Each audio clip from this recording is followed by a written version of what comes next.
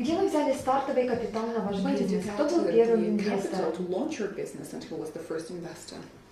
So I didn't come from a wealthy family, and it was very difficult to raise money at the beginning. So what I did was I entered business plan contests. They're all over the world. They're free to enter. At the beginning we didn't do that well, but then we started winning them. And we won about 7 of these, raising about $100,000 in the process. And again, you can access business plan contests anywhere.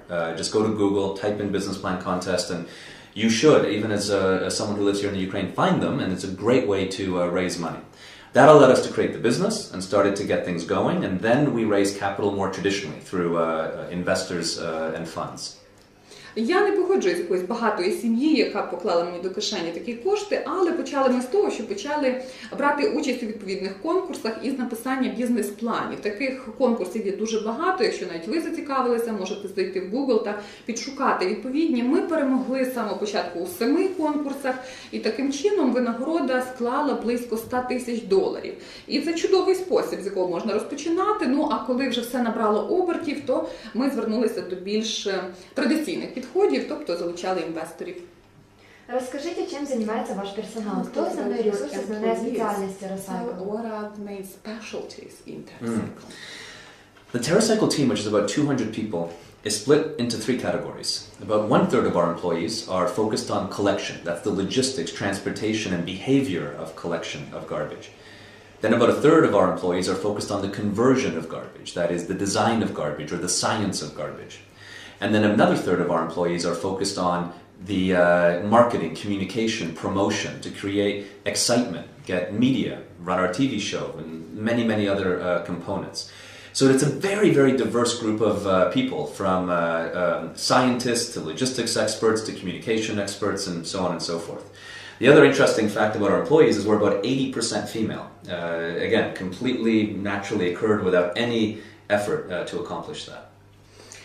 Хочеться зазначити, що якщо казати про працівників, їх приблизно 200. 1/3 займається збором, тобто логістика, транспортування, все пов'язано з цим. 1/3 перетворенням сміття, відходів у щось, тобто це дизайн, вдихання того ж нового життя, нові ідеї. І 1/3 зайнята маркетингом, тобто це з організацією відповідних заходів, кампаній, телешоу, тобто щоб створити захват у людей з цього приводу і щоб вони долучалися. Тобто, як ви бачите, дуже широкий спектр від науковців до маркетологів. І я зазначав, приблизно 80% жінки, але для цього ми не робили жодних зусиль, так склалося природнім чином. Вы сотрудничаете с маленькими частными компаниями или только с гигантами? We do both. We do work with many major multinational organizations, from P&G to Unilever to Philip Morris and many others. But we also work with many small companies, tiny companies as well. Anyone interested in trying to solve the idea of garbage, we're interested and hopefully can provide a solution. І те. Мушу відзначити, що працюємо ми і з гігантами, як P&G, як Philip Morris, але також з задоволенням маємо справу і з малим бізнесом, та навіть макробізнесом, тобто усіма, хто готові привносити чудові ідеї. Какая из компаний в Украине могла бы стать вашим первым партнером?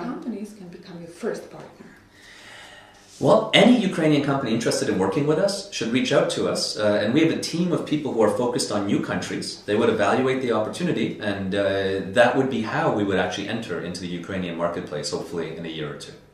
Отож, будь-яка, у нас є навіть відповідна команда, яка займається таким напрямком, як віднаходження нових країн чи то компаній у країнах, де ми ще не представлені, і залучені розвитку відповідного бізнесу. Тобто будь-хто, будь-яка.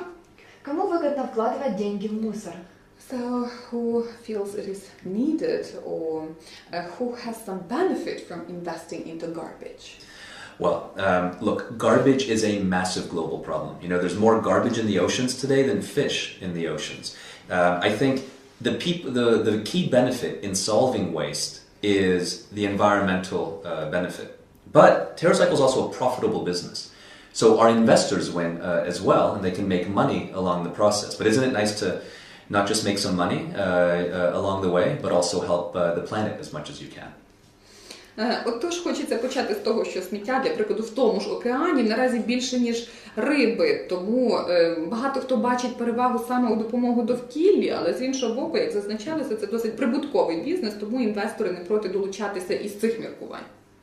Почему страны так мало внимания Why уделяют countries do мусору not и pay свалкам? appropriate Почему не attention to занимаются переработкой landfills, to garbage, централизованно? and why do they not have the centralized processing facilities? I think the key reason is that there are many things countries need to invest in. They need to invest in roads, in education, in healthcare, in security. These things are all very, very expensive, and unfortunately, because garbage is not a really visible topic, it's not really a sexy topic, it usually falls to the bottom of the list. That's not a good thing, but that's why there's a lot of competing desires for where a government will invest its money.